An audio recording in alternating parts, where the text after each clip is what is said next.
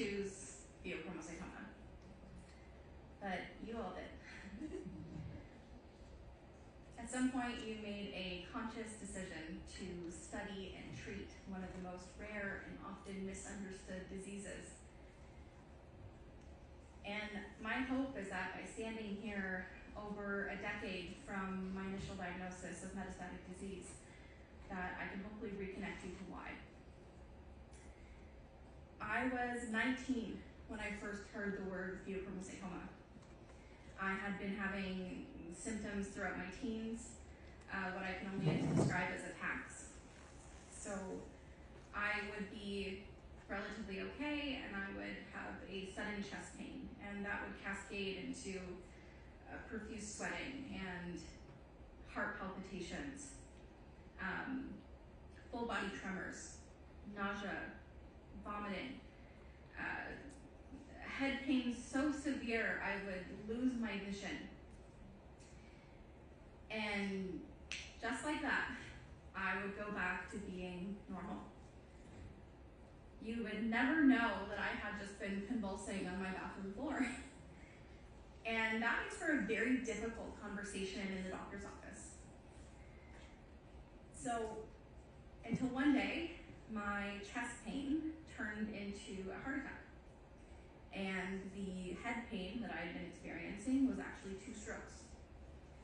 So I'm rushed to a small hospital, and despite how unlikely, they ran a urine catecholamine test. Thank God. I'm transferred to a larger center, a heart institute, and I'm 2 months inpatient, mystery diagnosis, nobody knows what's wrong with me. My heart rate is stuck at 185. And finally the results come in.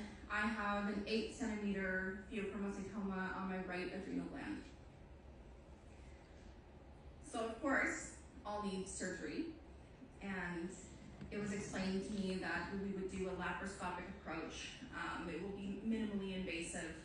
You know, I'm young, healthy, it'll go okay. But that's not what happened. The surgeon cut my inferior vena cava during the procedure, and I bled out, lost pulse for about 3 minutes. So 4 blood transfusions, cracked ribs, shocks to my heart. 3 minutes later, they get me back, thankfully. And I woke up so grateful that day that they saved my life. But I had no idea what that complication cost me. After surgery, from my perspective, nothing had changed. I was still highly symptomatic. I was still experiencing the same attacks. And I was met with, but surgery is curative. Your tumor is benign. Your genetics are negative. And so here's a beta blocker. It should help with your anxiety. It took 4 years for my urine results to finally show an elevation, which allowed me to have access to an MRI, and it confirmed a metastatic recurrence. So I couldn't help but wonder, how did we go from a benign tumor to this? So I combed through 4 years of my medical records, and I could see the elevation in my urine. You know, although subtle, it was there, but it wasn't enough. It wasn't 2-fold or 3-fold. It was just trending upwards. And I find my operative report, and there it was. My tumor capsule had ruptured during the surgery, and the tumor cells spilled into my open abdominal cavity. Subsequently, it spread to my liver, and it covered most of my organs. And in the same breath, I was told it was terminal. And this particular team said that there's nothing that they could do for me. And I can remember I had just been promoted. I had recently gotten married. I had just built a house. And now I am planning my own funeral at 23 years old. And it was in that moment that I learned the importance of self-advocacy. And being able to see beyond this rare and deadly diagnosis. So I emailed a specialist, crossed my fingers, and I woke up to a reply that said, come to our endocrine tumor clinic this Tuesday. And I met Dr. Rivera that Tuesday. And what I remember most was his words. He said, we'll run every test necessary and we will form our own conclusion, which was such a contrast to what I had experienced. He referred to my future during a time where everybody only focused on my death. He asked whether or not I wanted children and referred to my long-term bone health. Talked about future side effects of treatments that we choose today, all of which had not been discussed. And so in that moment, I really learned the power of our words in a medical setting. Because 5 minutes in a doctor's office can stay with somebody for 50 years. And we have this great ability to give or take away somebody's hope in an instant. So over the next few years, we threw everything at this disease. But I was getting worse, and I was reacting to everything. So we started with a major debulk surgery. We did MIBG radiotherapy, and treatment after treatment, I'm declining. So my team regroups, and we discuss immunotherapy. We talk about the potential of doing chemotherapy. But I had my heart set on the PRRT clinical trial. So keep in mind at this time, even the gallium-68 scan was still in trial. Everything was very difficult to access. And the only problem that we saw at this time was that I had no uptake on octreotide.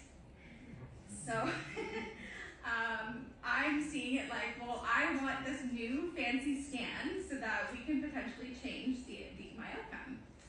So I insisted we get into the trial, and to our surprise, my tumors lit up. So I'm octreonegative, gallium positive. And this was one of the many moments that I didn't quite fit into the literature and fit into the box. And that allowed me access to the PRRT clinical trial at that time. So I completed 4 rounds of PRRT. But to our best efforts, I was still declining at a rapid rate. My symptoms were unmanageable. I was having painful esophageal spasms. I was bedridden, 10 on 10 pain. I was having breathing issues, violent tremors. And so because I wasn't responding in the time frame of the clinical trial, I was removed from PRRT. And subsequently, I was recommended hospice. And I remember hearing, just keep her comfortable.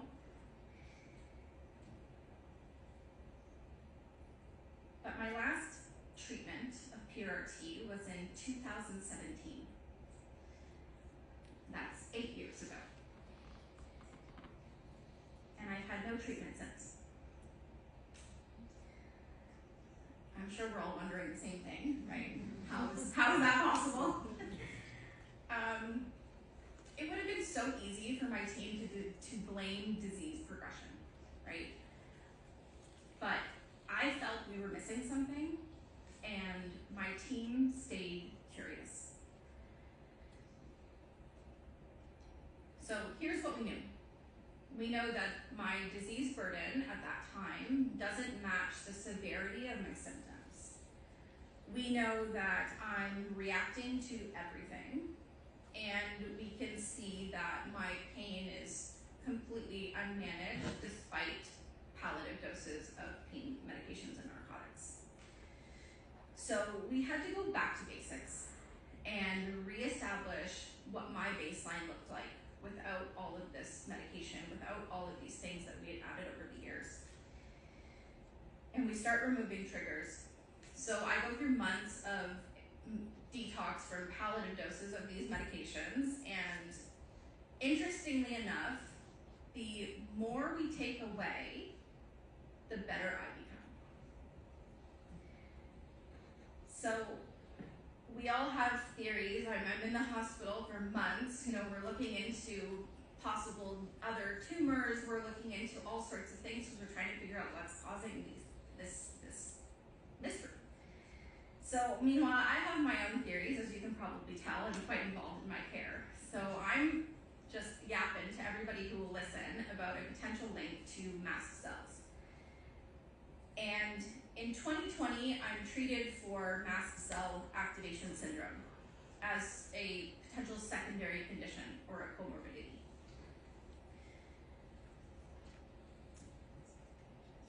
My system finally calmed down for the first time in years. And the uncontrolled reactivity, the poor response to treatment, the opioid sensitivity, the iodine reaction, suddenly it's all making sense. So there's a chain reaction that's been happening between these conditions all along. So we treated the MCAS, and the Pheo stabilized. Literally stabilized for the first time in, I think, 6 years at that point. And not only did they stabilize, but I started to improve. Long-term survival is a complex web between all of our conditions. I call it the Miranda ecosystem, where my goal is not just to manage symptoms, but disease stabilization, because I've seen what's possible. When we take a unified systemic approach to a complex disease, we don't just treat a diagnosis, we treat the person. We untangle this overlap and improve patient care and quality of life. And against all odds, we survive. The same approach is helping us now in managing my current chapter with another rare and metastatic thyroid cancer. In less than 2 years, I have had a full neck dissection thyroidectomy with over 100 lymph nodes removed. I have had radioiodine therapy, which I was in the past severely reactive to, successfully. And I've recently, and most surprisingly, had a small pheo resection surgery out of my abdomen just this year in May to take care of a highly active lesion, which completely changed my vitals and allowed us to better control my symptoms and quality of life. Procedures that were once completely impossible for me are now manageable. I think that we have this responsibility to travel this unwalked path together. And as an example, so I created this guide of how to treat me. So I called it the Miranda protocol. It's very specific to me and all of my complexities. And I thought, oh, my doctors are going to find this silly, they're going to find it ridiculous, and it's not going to be very useful. But it ended up becoming a life-saving tool in my care, because it allows me to sit down with each provider and discuss these potential complications that may arise that we've seen in the past. And we can come up with preventative measures that make sense based on the information that we've learned and know. Because I got tired of hearing, well, it would would be very rare for that to happen, because it happens to me. And it happens to many more patients than we realize. And if someone like me, with a strong voice and every ability to advocate, can still fall through the cracks, despite everyone doing everything right, imagine how many of us are suffering silently. So I'd like to say on their behalf, we don't need our doctors to be perfect. We just need you to hear us and believe us, and stay by our side when things get wildly complex. And if you take anything from my story, let it be this: your compassion and your curiosity have the power to save lives, even when medicine doesn't have all the answers. And even if we didn't choose this path, we are so grateful that you all did. Thank you.